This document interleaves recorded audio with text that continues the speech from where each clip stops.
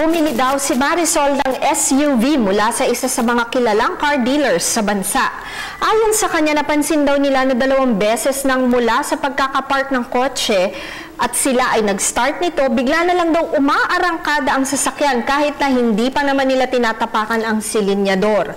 Nabalitaan niya na may mga kaparehong reklamo din daw ang mga ibang tao na bumili din ng kaparehong sasakyan.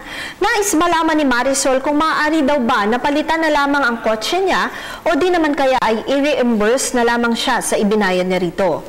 Marisol, sa ilalim ng Lemon Law, agaran na ikaw ay makaka-claim ng iyong karapatan unless mag-comply muna sa Section 2 ng DTI DAO number 14-3 Series of 2014.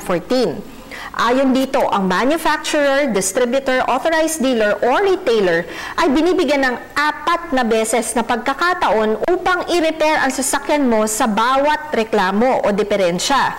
Kailangan maipakita mo na ang sasakyan ay ibinalik for repair sa kaparehong diferensya o reklamo o sira sa loob ng 15 days magmula ng naunang repair.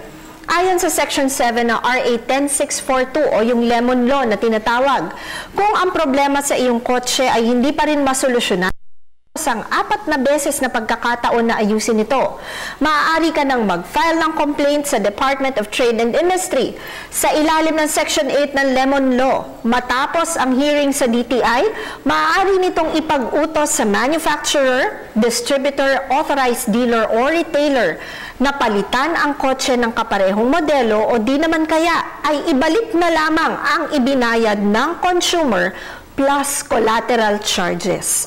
Tandaan na, aming opinyon ay limitado lamang sa mga impormasyong inyong ibinigay sa amin at maaari itong mag-iba, depende pa sa karagdagang detalye.